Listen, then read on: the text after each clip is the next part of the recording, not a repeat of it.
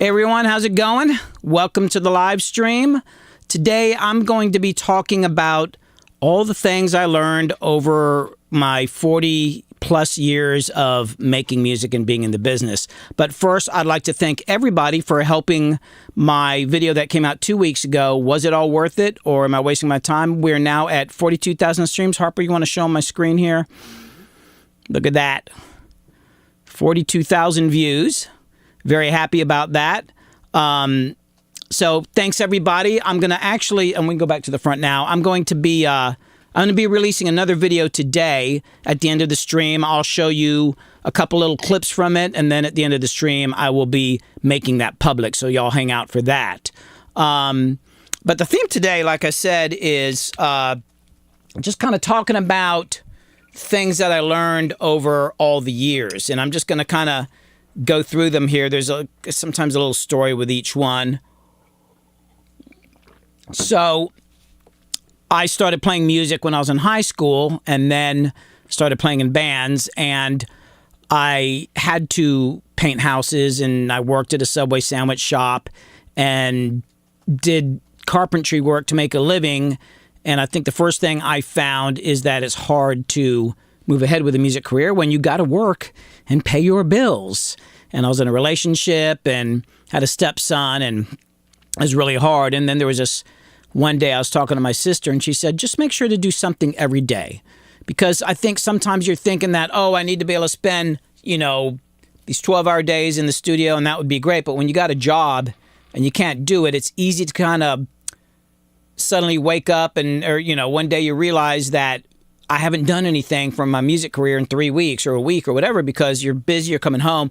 So I finally decided to do this thing where every day I would do at least one thing. If all I did was practice a little bit, or I wrote just a little bit on a song, or maybe I worked on a poster for a gig, or sent a, you know, well, back then we didn't have an email, so I'd send letters or make a phone call to a club. But that's the way to kind of just start moving the ball forward. Try to do one little thing every day if you're not able to, you know, put a lot of time into it. And eventually that will add up. Don't get discouraged. Like, usually the way we move forward is by just taking little steps, one little step at a time. The other thing that I figured out from early on is to not get into debt, partially because I did get into debt buying gear, so I was paying it off, but I was not buying, you know, expensive cars. I always had cheap cars. I lived very cheaply. And that's actually been a mistake I've seen people make. And I'm going to tell a little story. I had a guy come over to my studio a few years ago, and we were working on some songs, and he was really good. And there was actually a lot of industry attention around him. And I was kind of cutting him a deal, but I felt like we needed to do more songs and all that. And I knew he had a job and could afford things, but I was like, hey, man. Well, actually, he was working like at a sign shop, so it's not like he's making a lot of money.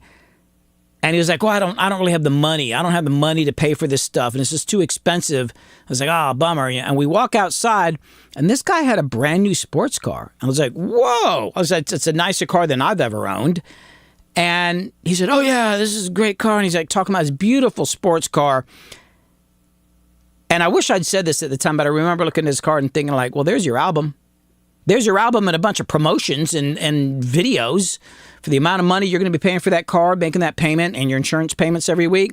He could have been just driving something that is a little more beat up. Yeah, maybe you got some repairs you got to do more often on it, but it's overall going to be cheaper to do. And I was like, man, so that's the second thing I have to say over the years is keep your expenses low, even after you have a hit.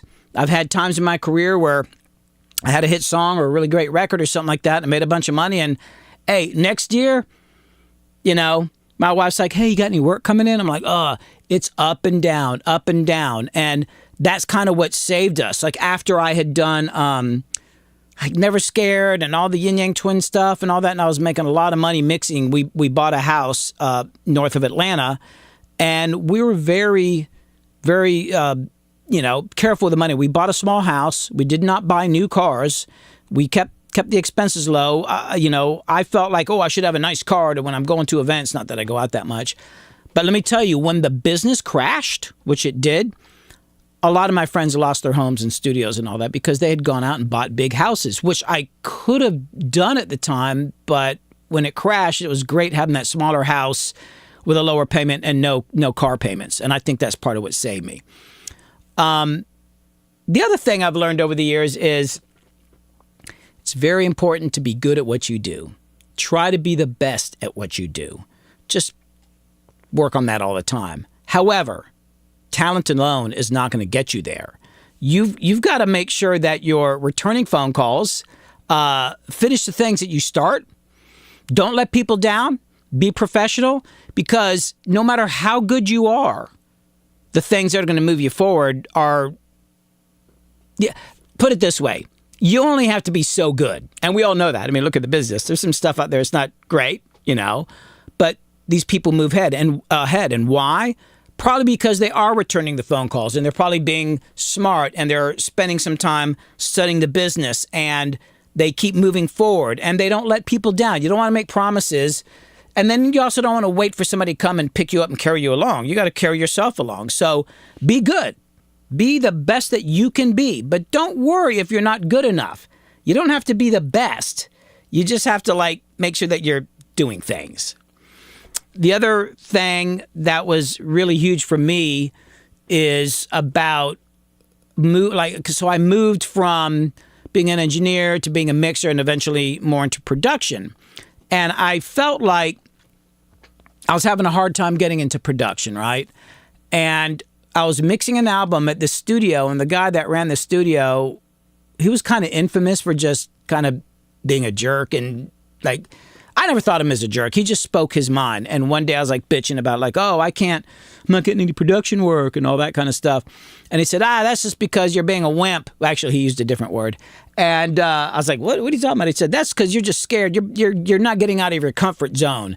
And then he starts talking about how people will stay in terrible situations in their life because they get used to that. It's like, people that are in abusive relationships, it's hard to get them out of it because as bad as those relationships can be, that's what they're used to. Moving out and going living with friends or finding a halfway house is something they've never done before, so it's unfamiliar. So it's kind of scary to them. They would actually rather stay in their comfort zone. And I think if you really examine your life, you might find yourself in situations where the reason you're not moving on is because the things that you want, you may want these things, you've never actually done them. So it's just more comfortable staying in your comfort zone. And that's kind of like a weird mind fuck when you think about it. And it's something I've had to check myself on multiple times. Do not get stuck in the comfort zone. What can I do?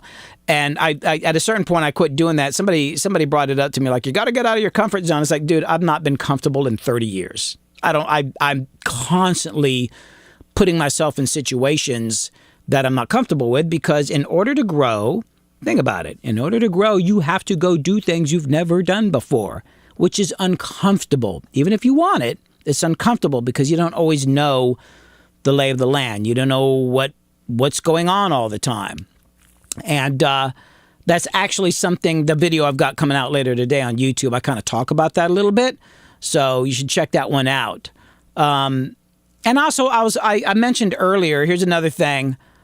Don't worry too much about not being good enough. And the reason is because there's other people out there that are not thinking about that at all. And that was the thing when my buddy told me that the reason I wasn't moving ahead with production was because I was not getting out of my comfort zone. I remember thinking, well, there's this guy on over here. He's producing records all the time, but I know I'm better than him. I mean, he's a friend of mine. I knew him and all that, but I know I'm a better producer. But part of the reason I wasn't moving on is because I kept thinking I'm not, maybe I'm not good enough. In my mind, I felt like there were things I could still learn, which there were. But at a certain point, you just have to move ahead anyway, because there are people out there that are just charging ahead, and they are not stopping for a split second to think, am I worthy? Am I good enough? No, they're not even worrying about that. They're just going and doing it, and they're kind of getting in line in front of you. So, improve, do what you can, but don't spend too much time worrying about whether you're good enough or not. It doesn't it just, you know, it doesn't really matter. I can't tell you how many times I've gone into a situation where I knew I wasn't good enough, but I did it anyway, and I may not have gotten the gig or, you know, auditioning for a band or something like that, but I met the people, and sometimes it was humiliating. I've humiliated myself I don't know how many times because I pushed ahead into something I wasn't ready for, but it helped me learn, like, oh, wow, I really need to learn this thing over here. This is something I need to learn. And hold on, I'm trying to focus here. And somebody's like, I had Bob Clearmountain and his wife Betty over for dinner last night. What the hell? That's amazing. Hey, can you hook me up with an interview? Sorry, that just kind of threw me off. I just saw that out of the corner of my eye. Wow, that's pretty cool, man. Grimwald Sound over on Instagram.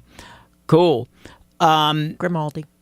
Oh, Grimaldi. Yeah, I have terrible eyesight. Grimaldi Sound. The other thing is, don't worry about, this sounds like a weird thing to say, but don't worry so much about making bad music or bad songs. I know that sounds like a weird thing to say. Like, I think that you can spend so much time concentrating on like making the best song that you actually bypass other ideas that could actually be pretty good. Because you're just so focused on trying to do the best thing that you could ever do. And sometimes something that's really good, it doesn't necessarily have to be the most interesting chord progression. It just has to have the right feel. So, you know, just make music without worrying about that. And the way that I learned that was more about being a producer. And I would start working with a band, and I would always tell bands, like, well, send me all the songs that you have. So they would like maybe give me a CD, or back in the day a cassette, or nowadays they send MP3s. I just want to hear everything. Oh, we've already picked out the songs we do. I'm like, yeah, sure, but I want to hear everything anyway. Just to kind of get an idea about where they're at. And sometimes it's actually good to hear people's really bad songs because it helps you judge where they're at and also kind of their whole artistic creative world. But the thing that happened a lot of times is people would say like, oh, we got this other song. We don't really play it, but I'll send it anyway. And I'd listen to it. I'm like, that's their best song. I think that's their best song. And I would ask them about it. It's like, oh, I don't know. It just seems like something I would have written when I was 14. It's like, hey, sometimes that's the best thing.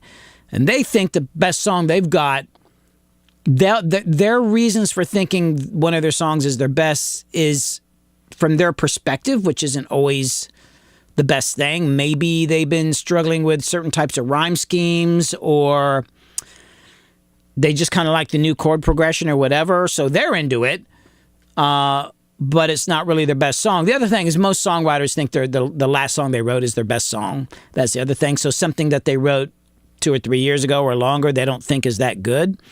So, you know, when you make your songs, record them. And that's the other thing. When you record something, even if it's a bad recording or you think it's a bad song, don't delete it. Save it. Back it up on a hard drive, because everything that you create is an asset. You've got to think of yourself as like a company. Save that stuff, name it properly, back it up somewhere, because you never know. Things start moving for you, and then you start getting opportunities, and people are like, hey, we need a song to license for a movie that sounds kind of like this. And you go, oh man, I had that song I did 10 years ago. I never really finished it. How'd it go again? And you know, if you know where it's at, you can go back and either redo the recording or fix up the recording and get it out there. Or somebody's looking for songs for a writer or something like that. Save that stuff. Or the other thing that happens, and I've seen this happen with a lot of people, is they get a song out, they start having some success, and what happens is your whole life leading up to the point where you've had success, you've been able to just kind of focus on the creativity of making your art without a whole lot of outside influence, right? You make that first album, it's taken your whole life to get up to the point where you made your first album. Your second album, you might have a few months or a year to make it. And suddenly the whole situation changes. You've got managers and, you know, people at the label, or maybe investors and people around you telling you all this sort of stuff. And it can really get you out of your spot. It can get you out of the spot that kind of got you to where you are. So you don't want to be always writing songs from scratch right after you've had a big hit or you've had a lot of success. It'd be good to have some extra songs back there that you can go to and go, oh man, that's really, really cool. So save all that stuff, catalog it, even the bad ones, trust me. Someday you're going to look back and go, oh, there's something in there. That's actually pretty cool. So there's another one. And just so you know, most of these things that I talk about, yes, the sophomore slump, exactly, Brad Kriebel? Brad? All right, Brad, it's good to call you Brad. But yeah, the sophomore slump, that's for real. You hear that all the time, but you don't really understand it till you go through it and you're like, oh my God, that's a tough one. But I was going to say is, just so you know, when I'm talking about this stuff, it's usually because I did it all wrong at some point. So just so you know, it's not like this all just popped in my head. I'm like, oh yeah. No, trust me, I made so many mistakes, and that's the other thing. It's like I remember somebody not too long ago was an artist, and this artist said to me, "Well, I just want to make sure that we're being smart." And I'm like, the hell being smart? Like, yeah, but how do you know if you're being smart or not? Sometimes you got to do stuff knowing that it might not be the right thing, but it would be better. It's better to do something stupid sometimes, unless it's really stupid, but it's better to be doing something than nothing, even if it's not exactly the right thing. Because, hey, who knows? It might be the right thing, but even if it doesn't work out, you're going to learn something from it, as opposed to just sitting back and worrying, oh, God, am I doing the right thing, you know? That's how I learned most of the stuff. I have a tendency to just dive in. I'm very gung-ho, so I'll just do stuff. And it's actually one of my it's kind of one of my best sides, but definitely one of my worst sides, because I tend to jump into stuff where I'm totally ready. But then I learn, you know, and luckily I'll bounce back because I don't really care. You know, I'll take a beating. Alex points out that sometimes the most well-received music that they've worked on for people's projects, they didn't really personally like. Exactly. Yes. Oh, next time she starts talking, switch to the split screen. Oh, by the way, I forgot to introduce everybody. I just jumped into all this. Okay, we've got Harper over here. His camera's not working. Wave, Harper. There he is. Say hi. How's it going, guys? There he is. And over here we've got Kit helping. Yeah. I meant to do that at the beginning. I was just kind of a little gung-ho, shall we say. You? Yeah. Well, I tend to get, I don't know if you've noticed or not, Kit, I tend to get kind of, you know, gung-ho about things. So, yeah. Okay. Oh, next on my list. Okay. This is one, and this might, I remember the first time I heard this, it was like, huh? And it was actually Bob Seger in an interview, and he said, inspiration is for wimps. I was like, what does he mean inspiration is for wimps? You know, like I'm waiting for this, you know, thunderbolt from the clouds to come down and hit my head, which sometimes happens. But he said, if you're waiting around for inspiration, it's going to mess you up because you're not always going to have inspiration. And sometimes you just need to get something done. Sometimes it's just about putting the work in. Get down there and just start doing something. Once again, even if it's not great, do something. And what you'll find sometimes is that if you just start working and start making something, you'll actually find inspiration in the process. You know, instead of waiting for an idea, I'll just pick something and I'll start working on it. And sometimes it triggers something else, and that you had not expected. You wouldn't have actually thought about it. And I think actually Crystal just put up a video called Finding Inspiration and Breaking Writer's Block. If you just need the inspiration, watch this video. I've got some tips on it. But it does come down to just doing the work. Just get in there and knock it out. Even if it's just everything you do is just like terrible for a week straight, just do it anyway. Because in the process, at least you're getting practice. You might figure out something new technically about EQing something or compressing something or a new reverb, or God, who knows? Or maybe you're looking online for song ideas and you discover a new song, and you never know. You never know, but just plugging away at it. I remember I did an interview with Carly Park, who did all the Yin Yang Twin stuff a while back, and he was talking about putting in the work. And he said, man, sometimes I just head down the studio, even if I'm just sitting there, it's kind of still putting in the work, even if he has no ideas, even if he's so uninspired that he's just sitting there staring at the wall or the screen. He says, I just go do it anyway. Eventually, I'm going to do something. So don't wait for inspiration. Just do it, and you'll find your way. You'll find your way. Let's see. Here's another idea. So what I have written down here is spend more time creating than networking. But I kind of want to expand on that a little bit. And this is actually something I've seen a lot more recently. Well, let me back up. Back in the day, I'd get with a young artist and they would have a handful of songs. And then they're like, okay, I'm good enough. I've written some songs, I've recorded. And then they think like, I need to go network. And they'd put so much energy into going and meeting people and shaking hands and, hanging out, which is important. But then they would take time away from the creative side. Success, and actually, I should have tagged this guy. I was watching somebody else's video earlier today, and he said something interesting. He said, your success comes in the studio. And I thought, oh, that's an interesting way to look at it because, yeah, you got to go meet people and you got to go have relationships and all that. But at the end of the day, it kind of comes down to what you create. That is the most important thing.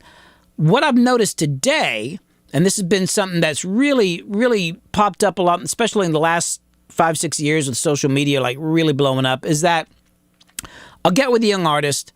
They've got 2, 3, 4, 5 songs, whatever. I've mixed a couple. And then all of a sudden you just see them online all the freaking time. And it's like, okay, that's good, but I don't get any more. I don't hear any more. They're not sending me any mixes. They're not working with the other producers. And they're just spending all their time on social media. And it's like, that's cool, but that should not take away from the creative time. Because that's what it's about. Like, it's going to be more work, but make sure that most of your energy is going into your actual art. I know it sounds corny. It's like, well, it's all about, it's who you know. It's not what you know, it's who you know. And you know what I say to that? I say bullshit. Bullshit. It's about what you can do. I had friends, they're not in the business anymore, that had way more contacts than me. Oh, I'd get a phone call. I'm at Usher's house. I'm like, well, I've never been to Usher's house. I'm at so-and-so's house. And these people never really did anything. Why? Because they're spending all their time trying to get into somebody's house and hang out at a party and become friends with somebody. It's like, if you're spending more time doing that than creating, doesn't matter. I had a friend that knew everybody, and they loved him. He's a nice guy, but he never got anywhere because I think he thought that somehow just hanging out with him, something would rub off. And it's like, yeah, but you're not that good. Like, it's all right. And he actually got worse as time went by. His playing got worse. His creativity, waned because he was putting all the time and energy into networking, social media, stuff like that. The best example I've got about that would be something I saw with Polo de Don. Polo de Don produced Throw Some D's and stuff for Fergie and Beyonce and whatever. And I've known Polo de Don since, I think, the 90s. He was at my studio. So I had mixed some songs for Polo at my place in Norcross, the Zone. And when he left 2 hard drives there. And then he was working down. He set up shop at Stonehenge down in Atlanta, which used to belong to Jim Zappano. So I think he rented that place out for like a year. And I saw those drives like a month later, and I was like, oh, man, those are Polo's drives. So I hit him up. Well, actually, I saw one of the drives. I called him up. I said, hey, Polo, I got one of your hard drives. He's like, bring it on down. Come hang out at the studio. So I went down there, and I walk into the A room there, and he's like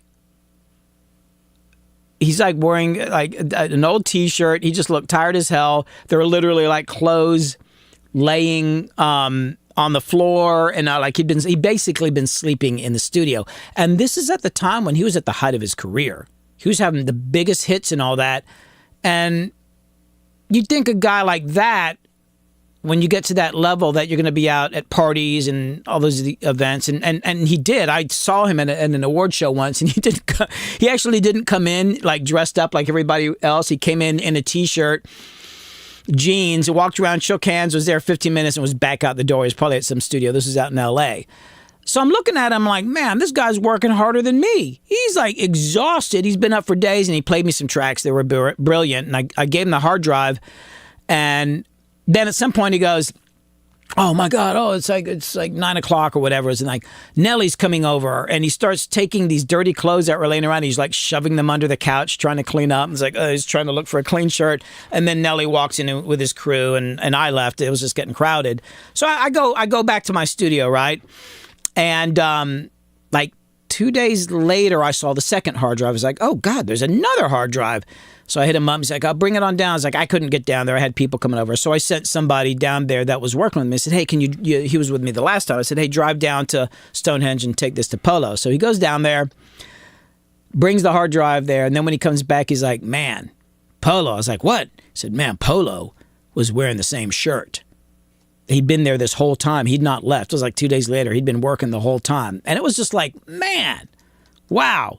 And that was a huge inspiration to me. A guy having all these hit records, and he knew, hey, it ain't about all the flash and all that other stuff. It's about getting the work done.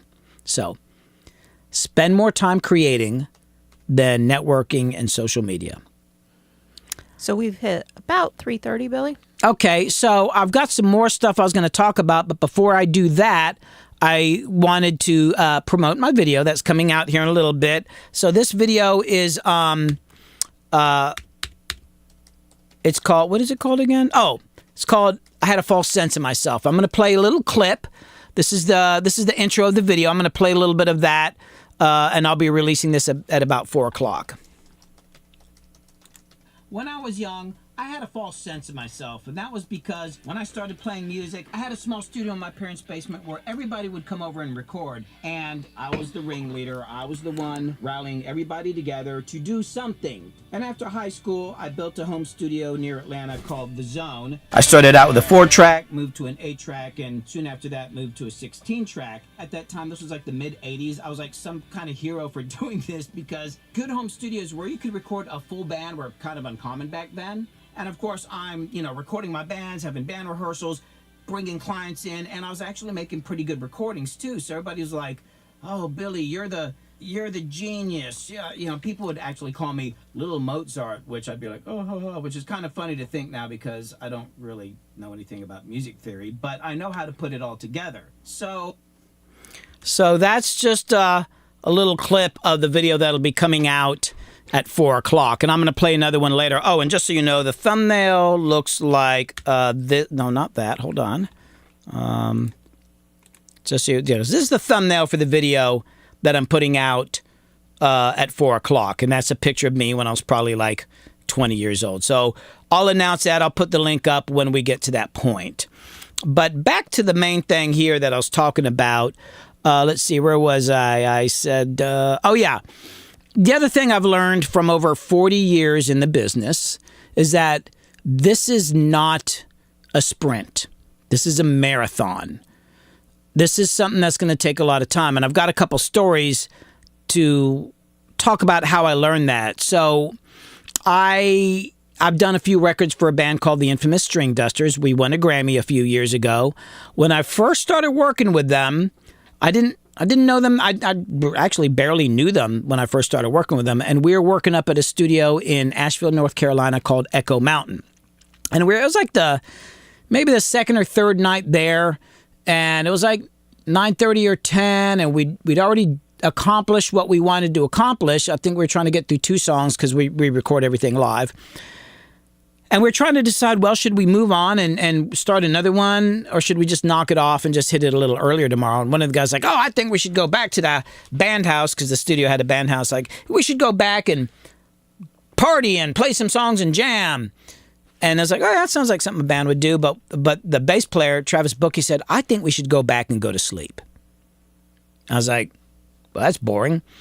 So they all left, and they had a van. I had my motorcycle. Instead of driving right back to the house, I thought I'd just kind of drive around for 15 minutes or so, 20 minutes. I just needed to clear my head.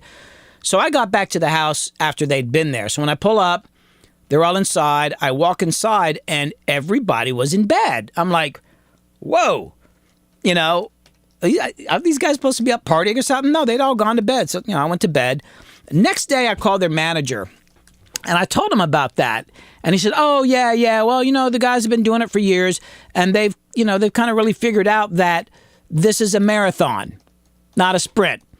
And he goes on and explains what happens with a lot of bands on the road. And that is, bands get out, they start touring, and they're convinced they're going to become stars in a few years. So they get out there and they're hitting it hard, but they're also partying every night.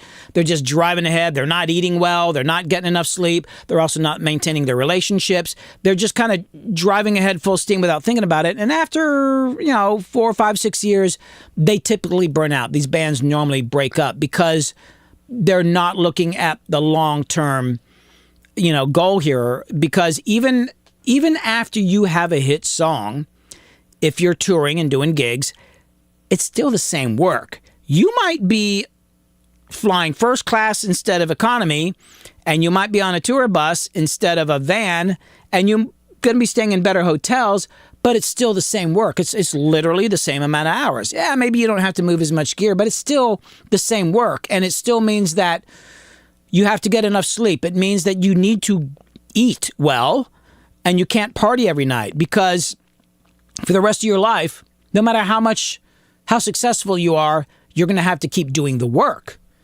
And there's also going to be up times and down times. As I said earlier, there have been times where I had hit records and made a bunch of money, and then the next year it slows down, and we're like, oh, God, what are we going to do?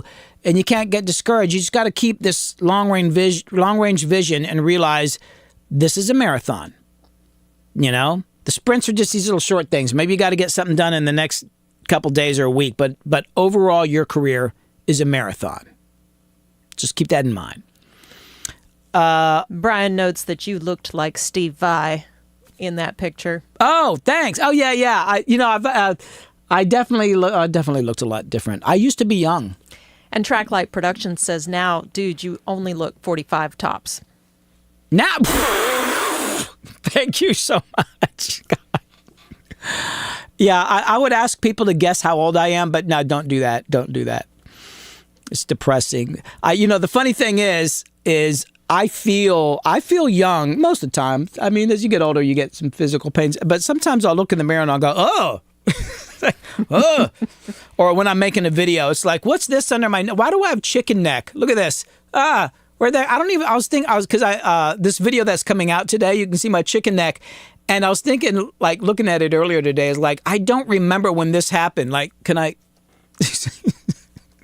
But thank you so much. I appreciate that. I don't feel my age. God knows, that's for sure. Oh, here's another thing.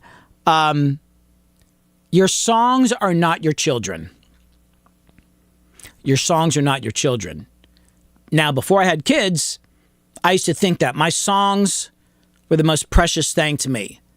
And I understand that they do need to be precious, but you can get carried away with it. I remember situations where people wanted to help me with something, or maybe they wanted to do something with a song, and I would just be clinging to it so hard, and I blew situations, but over time I started to realize, let me let some of that stuff kind of get into other people's hands and see what happens. And the example I have is I had written a song called, I don't remember the original name. I wrote a song about my dad, but I never could nail the lyrics. And then my buddy Sky Keaton, who's sung on a bunch of records, he's a friend of mine, and he wrote these beautiful lyrics to this hook, and we talked about putting it out, and it just rose to this other level. It's beautiful. And then, because he was out, talking to people and all that, he met this producer who said, I want to use that song for an artist in England.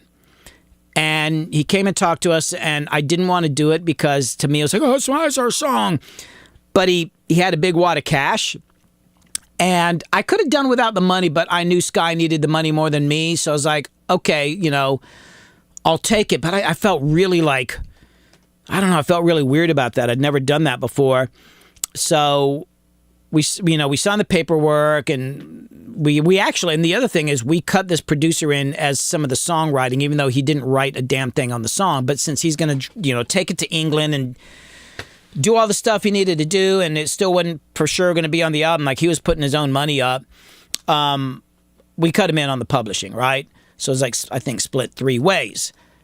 And I just felt like we got ripped off, right? And then like a year later or so, it becomes a top 10 hit in England. And I think Crystal is putting the link up right now. The song is called Another Day by an English singer named Lamar. And that's our song. That's our song. They weren't supposed to use any of my tracks, but I think they're still using some of my drum loops and guitar parts in the background. They changed up a lot of the music, but I still think it's some of my stuff in the background, which they weren't supposed to do, but hey, whatever. But, we got some royalties off that, although I think they still owe me some royalties. But by the time it came a hit, I'd kind of not forgotten about it, but I moved on to other things. I was like, oh, cool. It didn't feel really bad. And I thought about what I'd written for my dad. I was like, actually, those were terrible lyrics. And even though Sky's version was great, Sky was never able to get a deal. Had we held on to that song, it would still be on my hard drive. But it got us further ahead. And it was also a feather in both of our caps that we could use to go get more stuff to happen, to let people know that we can make songs that have value to them. If you're good, you can just write another song. Don't worry about it. You can write another song. So remember, your songs are not your children. They're the things that you create, and you need to create a bunch of them. So just, be willing to let go of them once in a while. Another one. I want to swing back to Polo de Don, the producer. He used to have this thing on his, it was on his voicemail, or it was in his email, but it was No Excuses was in there somewhere, and it would be something he said all the time. And I remember when I was younger, and I would try to have a band, or I'd try to make something happen, and there's always something that's going to get screwed up. Somebody's going to screw up a situation, something's going to go wrong, and then when people are asking well, what happened? Well, you got all these reasons, right? And they're legit reasons. They're actually things that really happened. But at the end of the day, it doesn't really matter. It's like with a mix, for instance. Let's say you're working on a mix or a production, and you've got somebody on the song, and maybe they can't really play the part right, but you want to let them on the song because you feel bad for them, or maybe you don't feel strong enough about something. You're not going to fight for what's right to make it better. But at the end of the day, it just the compromises you make it a lesser quality. When it goes out for people to listen to it, you're not going to be sitting there by the speaker saying, well, it would have sounded better if, maybe you could have spent a little more time on the mix or replaced a part. When you're playing it for people, the listener's not there going oh, this is cool. And then you're like, yeah, but it would have been better if we'd done da-da-da. It doesn't matter. Your excuses don't matter, because at the end of the day, the only thing that does matter is what comes out of the speakers. That's all that matters. What is coming out of the speakers? None of your excuses, none of the reasons. Nobody's going to know about that. And someday you're going to actually forget about all that stuff. 10 years later, you're not going to remember those arguments. You're not going to really remember these stupid relationships. You're not going to remember the jackass producer you're working with or the jackass musician. Trust me. There were situations I was working on. There was some jackass in my way and screwing things up. Now, luckily, I can be kind of a jerk. So I just kind of ply my way through that stuff and just tell them to go to hell, which didn't always work. But in the end, my stuff came out good. And then later on, it's like, oh yeah, there was that guy that was kind of intimidating me. You're not going to remember all that, any of that. The only thing that matters is what comes out of the speaker. So remember, no excuses. I'm sorry, you can make excuses to other things in your life. When it comes to this stuff, no excuses. I already talked about that. Oh, okay. Here's another one. I guess I already kind of talked about this a little bit, but you always hear people, and it's kind of funny, people will hit me up in Instagram or, text messages and say, hey, I'd like to get together with you so we could network. And I was wondering, what are we going to network? Are we wiring something together? No, we're going to network.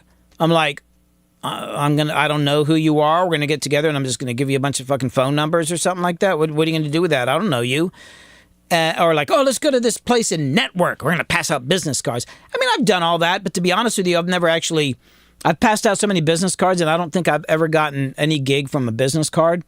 But I've gotten my work from friends, and I think that I realized over the years that instead of networking, because I'm actually terrible at that, what I did is I just made friends with people I like.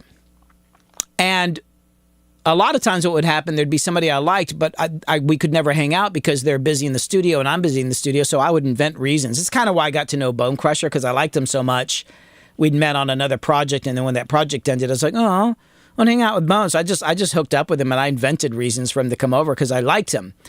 I didn't think about it as networking. I just thought, like, this dude's awesome, and I want to hang out with him. And I had a feeling he was going to be successful, but I felt that way about other people who I didn't like, and I'm not going to work with somebody I don't like, because then if you have success, you got to keep hanging out with somebody you don't like. So a lot of my motivation was about relationships, and the networking thing is kind of shallow.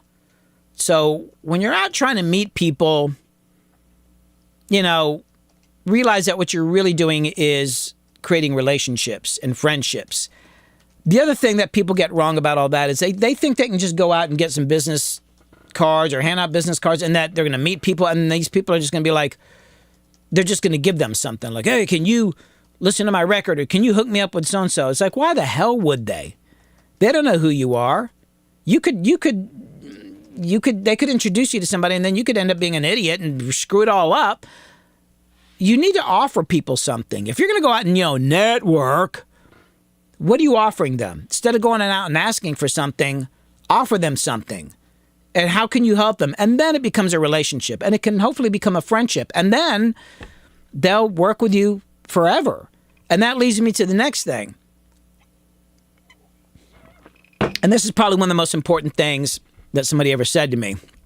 And that was working with Collie Park, who did all the Yin Yang Twins stuff. Known him for years, and we're still good friends. I remember one day during a session, he looks at me and he says, anybody will work with you because you just had a hit, or you're about to have a hit. Your song's going up the charts. But people will work with you forever if they like you. And I was like, are you trying to tell me something? But it's true, because there's definitely people that I worked with because, they have a song going up the charts and the label hits me up and I work with them. Or, the fact of the matter is, like, when you're in the business and somebody's had a hit, it's like, oh, maybe I can hook up with them, and you work with them, and then you're like, oh, I don't like them. When that song's not a hit anymore and they're not having hits, you're not going to take those phone calls anymore. Trust me, I've been in that situation. You get to know me like, ugh. But people you like, they'll work with you forever. And I'll come back to Bone Crusher.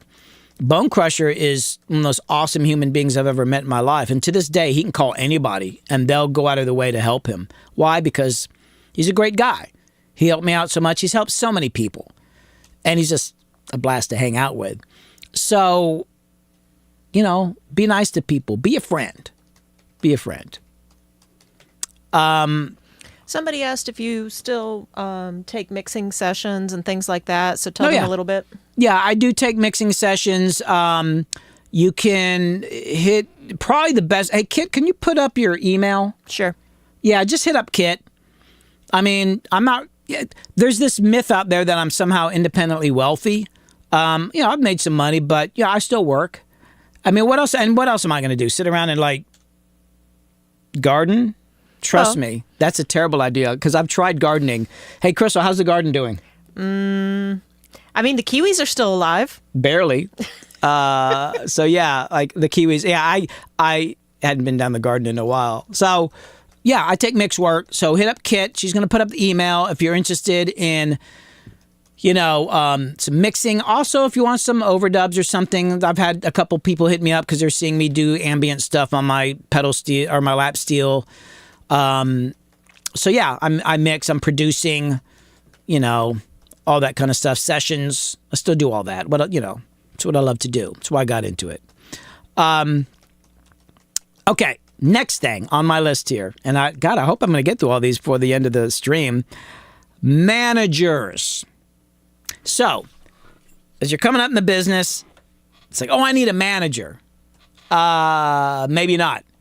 Here's my experience with managers. In most cases, with younger artists, if they say, I've got a manager, my first thought is, well, that's the end of their career. I mean, seriously. Until you're up at a pretty good level, you're probably not going to get a good manager. And even then, your manager can destroy your career. I think that usually happens because people artists especially, they don't want to deal with the business stuff. Like, I just want to be creative. It's like, I get that. But if you take your eye off the ball and just hand it to somebody and you don't understand what's going on, they can screw it up really bad, which is normally what happens.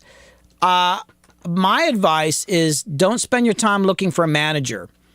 When you're ready, the right manager will find you, or maybe the wrong manager, but there'll be managers, looking to work with you and they'll be hitting you up. But if you've handled it yourself up to that point, you've been like dealing with your bookings and your money and promotions and your brand and all that stuff you got to do. By the time managers start hitting you up, you're going to have a really good idea what they're supposed to do and which one is the right one for you, because you could meet somebody who managed a big star that had a huge hit. That doesn't mean they're going to do a good job managing you. I've seen that multiple times. Like, I got this person. I've had some nightmares with this. Like, they managed so-and-so and blah, blah, blah, blah, blah. But they didn't do a good job for this person. So just because somebody was a manager or had success doesn't mean it's going to work for you. Manage yourself. Take care of that in just as long as you can till you get offers. And then you're going to know. You're going to know whether that person is right for you or not. You're going to actually understand what they do. And also remember, the manager works for you. The manager works for you. You're always the boss. You should think of the manager as like a really intelligent assistant, a really driven, smart assistant. At the end of the day, the decision needs to come from you. And the same thing with your lawyer. I don't give a shit. I don't give a shit. A lawyer, take their advice. And that was the other thing I want to get onto about understanding contracts.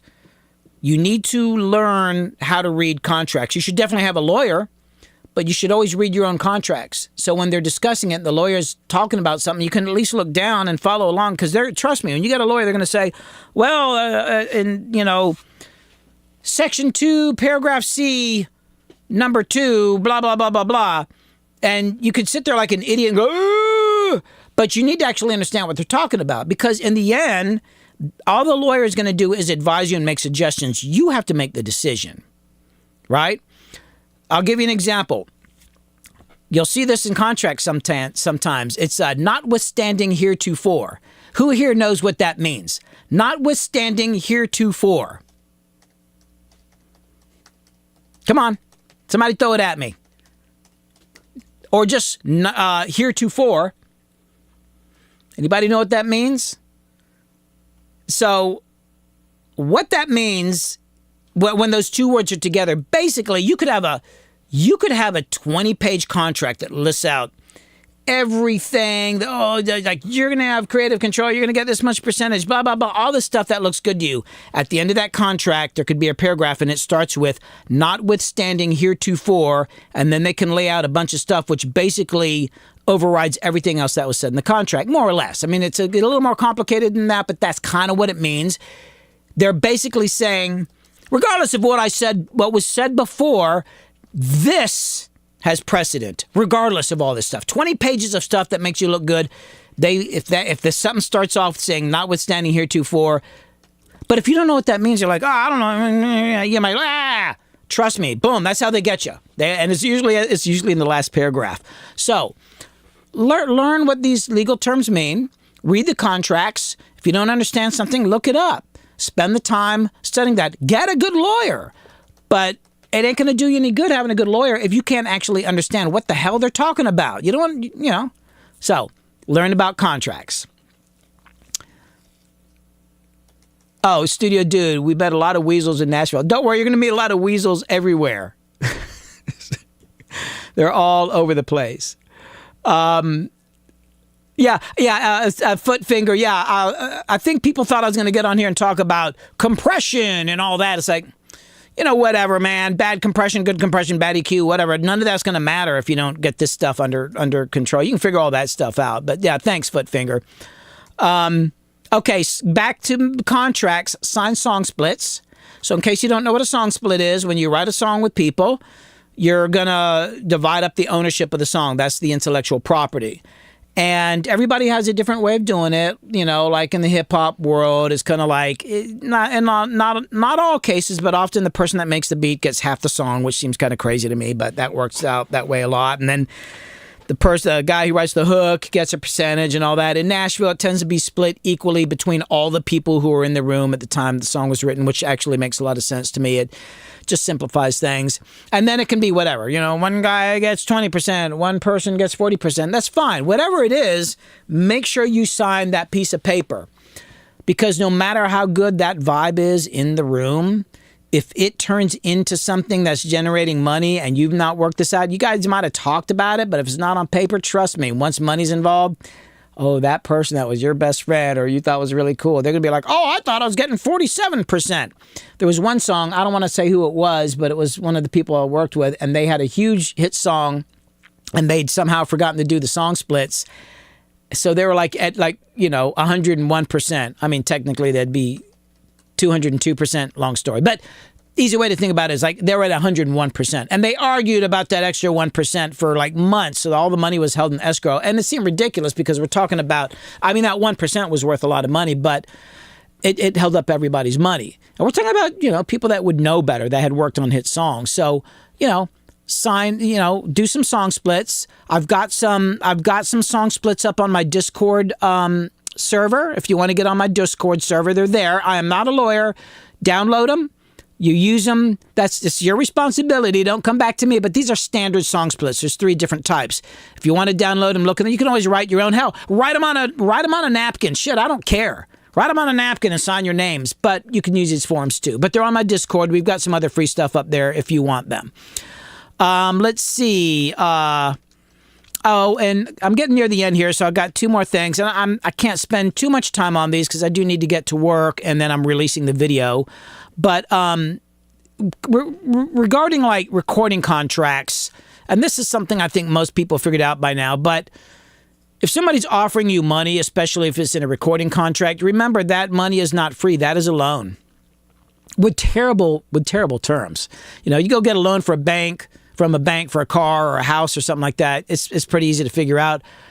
There's going to be some interest on it, but the money you get from a record label is the worst loan you could possibly get. The terms and the expenses are typically going to be paid back by you out of your small damn percentage of the earnings. So you got to pay back that advance and all the expenses, which I think is a scam, but that's the way the system works. So nothing's free.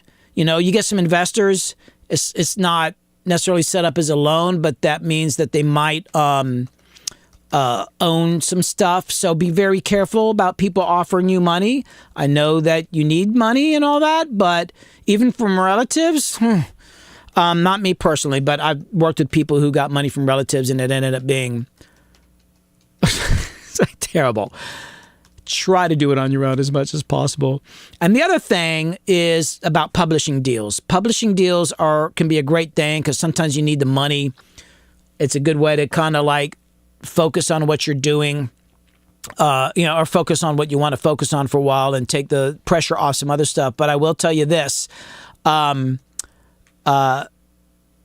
pretty much every single person I've ever met who got a publishing deal ended up regretting it or hating it at some time. Because the way a publishing deal works is they'll give you some money and that'll get paid back out of, future royalties that you might make off the songs. But the way they work is that you're in that contract until you fulfill the obligation. So let's say you sign a publishing deal for, 20 songs, right? You have to supply 20 songs that are going on, major releases or artists that have major releases. That doesn't mean that you wrote on 20 songs. That means that you have 100%, what would equal 20 songs. So think about it this way. Let's say you write a bunch of songs and you're getting 50%. That means you'd have to do 40 songs because you have to get up to that, what would be 100% on 20 songs. I'm sure this isn't the truth in all cases, but in a lot of cases is the way it works. So you might sign a thing I just got to work on 20 songs. No, you got to work on a lot more. So if you're working on a song, you're only getting 15%. So you're going to get to the point where you may regret it. So just educate yourself about how the publishing deals work. Learn how to read a contract. Learn how your particular deal is structured and really think hard. Is it worth the money? Because they're going to take a lot of your earnings in the future, and in the long run, it may not be worth it over the years. Just something to think about. I'm getting to the end of the stream here. I'm gonna play another little clip from the video that I'm releasing on YouTube here in a few minutes. But before I do that, are there any questions, Kit? Yes, there was one actually, kind of an interesting question. Somebody, Marwoots said, I once heard the late Tom Giles, I think, say something along the lines of, you can be great at either audio or musicianship, but both are lifelong pursuits. You can't master both. What do you think? Was it audio or musicianship? Yes. Well, that would be true in my case. I mean, I'm a pretty good musician. I don't know if that's true in all cases. I've met some people that are pretty phenomenal, but I think that they were blessed with a talent they were born with. Damn, that kind of hits close to home because I always wanted to be a really good guitar player, but I also like studio stuff, so I've spent a lot of time. Plus, I hate rehearsing. That might be a problem. I don't know. I hate rehearsing. Well, that might affect my musicianship, but I think that's actually a really good one. I never really thought about it. Wow, thanks. You just made me depressed. I used to think I was a good musician until I started working with really good musicians, and man. But yeah, I mean, I think you could be good at both. But if you want to be a master, you're probably going to have to focus on one. And that is a good point. Like you do nowadays, you do need to learn how to like be a musician, produce, mix, do video work, do camera work, editing. But make sure you're really good at one of them. Pick one and make sure that that's something that you really excel at, whatever it is. Just there should be one that outshines them all. A lot of comments thanking you for this information, noting how important this information is. Yeah, a lot of cool. A lot of folks digging it. I think I might do this. And, the other thing is, if any of you have questions about, because, I'm like, hey, I mean, mixing questions and stuff, but if anybody has any questions, it's about the business in general, if I know, because I definitely don't know everything. There's a lot I don't know, but I will talk about them on a future stream. So if anybody's got any questions, you can either put them up here or better go to my Discord and put them up there. We've actually had a bunch. I was looking the other day or yesterday, and I realized there's a bunch of suggestions for videos that I need to get to. But yeah, if you've got any suggestions or questions, go to my Discord. I think Crystal's she's putting the link up now. Yes, I do consultations. Alan Benjamin. Benjamin. Alan Benjamin. Yes, I do consultations. Just email Crystal. I do Zoom stuff, and it can be anything from mixing to recording. I do like reviews of stuff. Actually, I had somebody come in. I do private mix. If you're local, I do private mix things where people will bring their rig over, but I can do it online. But I had a guy come over, and it was like a weird combination of like mixing, engineering, a bunch of stuff, and it was a long one. We went for hours and hours and hours, and eventually I think he's going to come back. I think I gave him a lot to work with. So yeah, I do all that. So Kit's going to put up her email. You can just email her if you're interested in doing a consultation. If somebody wants to do that on the regular, there is a Patreon level for that. Yes, Patreon. If you join the Patreon at a certain level, then it's just a matter of every month you get. Oh, Never Come Down Band. Hey, how's it going? Nice seeing you guys online a lot. Never Come Down is a really awesome. Well, they're a bluegrass group, but I don't think of them as much of a bluegrass group because, I mean, they are technically speaking, but their song structures and what they do, I love the way they write songs. They just take the songs in directions I don't normally hear bluegrass. Hey, Kid, can you put up a link there? Yeah, I'll find it. Yeah, please put up some information on Never Come Down Band. I still think about y'all's music. I mixed an album for them that Panda from the infamous String Dusters produced, and then I went and saw him play at Eddie's Attic. It was very inspiring and really touched me, and great people. So y'all go check them out. Now I just forgot what I was talking about. I started thinking about that gig. I got choked up watching y'all play. It's just like great music and just y'all, I think y'all told me a story about your tour schedule, and it was like, oh my God, like the routing was insane. Like, oh, we drove 14 hours this day, and then we drove. It's like, oh my God, and they killed it. They killed it that night. So okay. Oh, hey, much love from Germany. I was born in Germany. Kevin King, I think it's Kevin. Yeah, I was born in, I was Landstuhl Hospital, Kaiserslautern, and then I lived in Germany in the 70s. So, love Germany. Yeah, kids putting up some links for Never Come Down Band. So, what I'm going to do now, because I'm getting ready to release this YouTube video, I'm hoping not, and I'm going to be transparent about what I'm trying to do here. I've been trying to build my YouTube channel. It's very important that I get a lot of views in the first hour. 2 weeks ago, I put out a video and I announced it here, and everybody went and looked at it. A lot of people went and looked at it, and I think it triggered the algorithm, because now I've got 42,000 views on the video, which is a lot for me, so I'm hoping I can recreate that today. Oh, and I just saw a question. Alan Benjamin, yes, just do music reviews. Yes, I do. Kit's going to put her email in the chat here, or hit us up on Discord, and we can arrange a consultation. But yes, I'm going to show you a little clip of my next video on YouTube. Then we're going to put a link up. And please, if y'all could please go watch the video and comment and like it if you like it. It's very important that I trigger the algorithm so I can get more views and start earning some money on YouTube, because I want to be able to do this on a regular basis. I'm you know, I would like to do this a lot more. But if y'all could please go watch the video, that would be great. So I'm going to play a little clip here. Hold on, let me... Oh, yeah, cool. So here's a little clip from the video.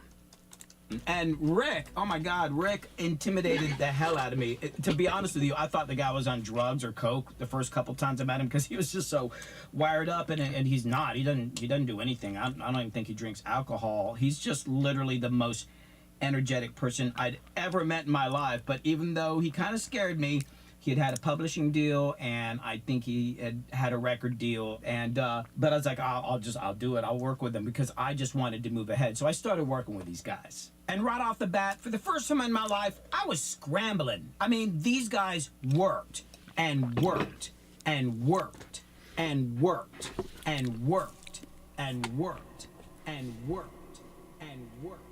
I always thought we were working hard. We'd like record a couple vocals and some guitar parts, and I was like, oh man, we're killing it. Like, we're working hard. No, these people worked 12, 14-hour sessions every single day. All right, so that's another clip from the video I'm about to hit publish on. And it would be great if everybody went and watched it. Yeah, real quick, bluing green piano. I mean, yeah, it's about knowing somebody, but the question is... yeah, I see it. Well, no, because the other folks... Oh, yeah. The other platforms don't see it. Ways to get songs to major artists. Is it about knowing someone? I mean, yeah, I mean, ultimately, but it's about relationships. That's something we can talk about a little bit more. I had a really weird way about going about it. I can talk about it on another stream, or maybe just get on my Discord and we can talk about it on there. Actually, that might... Hey, kid, make a note about that. I might make a video about that, because it's something I get asked a lot. So, yeah, I think that's actually a good subject for a YouTube video. Speaking of which, I am going to go over here. I'm going to hit... Oh, where is it? Oh, I'm on the wrong... Oh, here we go. So, I'm going to make this video public. Boom. All right, so the new video that I just played a clip of is now public. The thumbnail, this is the thumbnail right here, so you will recognize it. If everybody could... Oh, and I need to send you a link, Kit. Hold on just a sec here. What's up? Oh, I'm Billy Hume, and I got... Sorry, hold on. Let me get this link, because last time this didn't work so well. Oh, and I was supposed to... I just realized something else I was supposed to do. So, she's going to put the link to the video up online here in a second in the chat. If everybody could go watch the video, please. I want to trigger the algorithm. I would like to get another 42,000 views on this video as well. And I'd also be interested in seeing what people thought about this new video. I had somebody hit me up last week who's a big YouTuber, and he gave me some really good advice. It actually changed the way that I am not just filming the videos, but kind of my approach to how I'm talking. And I feel like I just really nailed it this time. So I'd be interested in what people thought about the approach on it. I feel really good about it. Somebody mentions Devin Brown. Ironically, the sound is brutal on the video. Is that when we were playing clips of the video? Brutal? I don't know. I was having I'll be honest with you. Before I set up the stream, I did a sound check and forgot to check the audio coming from the computer. So the audio might have been kind of crappy. Yeah, sorry about that. No, I do not speak German. I only learned the cuss words. Alan Benjamin, I do all sorts of, hey, Casey. Hey, Casey, I don't know if, I'm not sure if Twitch sent out dang notifications or not, because nobody ever came on Twitch. It didn't look like. It was weird. I've been having problems with Twitch. I don't know what's up with that. But I like rock, country. I mean, you know what? I like anything that's good, not opera. But I do all sorts of genres. So, Kit, did you get the link yet? Check your email. I am. There it is. Okay, so the video's coming out. It's out now, and I need everybody to go watch it, please, because the way the algorithm works is what happens in that first hour is really huge, and I really want to. I really want to build my YouTube audience, and that last video did so good. And I actually am going to make a little bit of money. I might be able to go out and take Kid out to dinner or something like that. But I would like to do more. So she's posting up the link right now. And yes, watch please. Everybody, please go click on it and watch the video. I'm going to be back next Wednesday. I don't know. I'm thinking about doing like an actual session next week, like on my own, like building a track and going through a bunch of different instruments. Last week I did the crazy thing with all the microphones. So I think next week I'm not going to try to use every microphone I own. That was a terrible idea. Jeez. But that actually made me think about using a couple different mics. So I think next week we might end up doing like I build a track or something like that. I loved actually doing this today, just kind of talking about ideas. Once again, if anybody has any questions, go over to my Discord, drop them in there. And I think we have the link up now to the video that just came out. Yep. Yeah, so everybody, please go watch the video. I could really use the help, because if I can get more views on YouTube and actually start making some money, then I can do this a lot more often, because I love doing this. Oh, you know what? The links aren't clickable in Instagram links are never clickable. Yeah, here's Harper. Let's show. It's called "I Had a False Sense of Myself." Oh, actually, maybe put that in the text there in the chat there too. Yeah, because they don't let you put links in Instagram because they just don't let you do that. But this is what the thumbnail looks like, and the title of the video is called "I Had a False Sense of Myself," and everybody, please go watch it. Please spread it. You can share it. Share it as many places as you can. I hate asking for favors. Like, Kit's been bugging me, like, it's all right to ask. It's all right to ask. I'm like, But I don't know. I feel like this is like my home and my family. The more I do these live streams and sing people on here and on the Discord, I'm starting to feel like I know y'all, which is really cool. I've never really had anything like that before, so I feel a little better about asking for favors. So please go watch the video. Oh yeah, man, no, the blue Effectron is broken, Herman. It just stopped working one day, and I hadn't had time to look at it. I really want to get it working, especially now that I got this mixer. Hey, let's show the mixer real quick. We didn't show that view. Now that I got the mixer here, it's easier for me to patch in all the outboard gear. So that's coming. That's coming. So anyway, I'm going to go. I got to start promoting this video. Kit, one more time. Yeah, she put it in there. Throw the link in there one more time. And I'm going to go and then start telling people to go watch my video. So anyway, thanks everybody for participating. I'll be back next Wednesday. and we'll see what happens. See y'all later.